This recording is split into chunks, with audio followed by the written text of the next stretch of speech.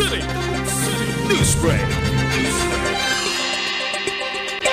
Hinikayat ni Philippine Fiber Industry Development Authority Executive Director at DA Undersecretary Arnold Ali Atienza ang paggawa ng hibla mula sa mga local raw materials bilang export product.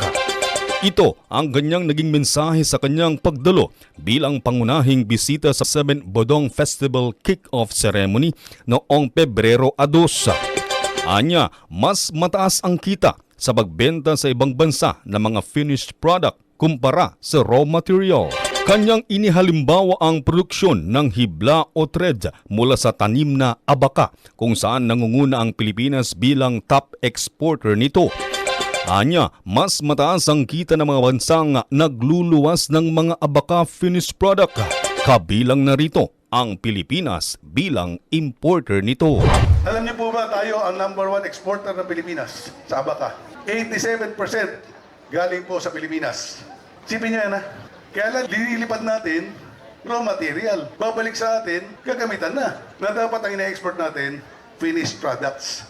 Bakit po? Dahil sa nakikita ko rin, yung export ng abaka, sa abaka pa lang to it is worth $1 billion. Ang nakakalungkot, ang kinikita ng Pilipinas, $100 million, 10%. Mas nakakalungkot dahil yung farmer, sila ang naghihirap, dugot pawis ang pinuhunan, pero sila ang pinakamaliit na kita.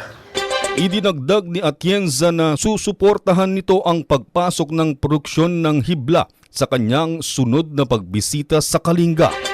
Kalakip nito ang mga pagsasanay na ibabahagi ng kanyang tanggapan upang iproseso ang mga ito bilang mga finished product.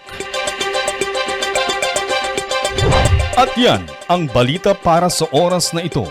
Ako po si Reddy Retotal. Tabuk City Newsbreak.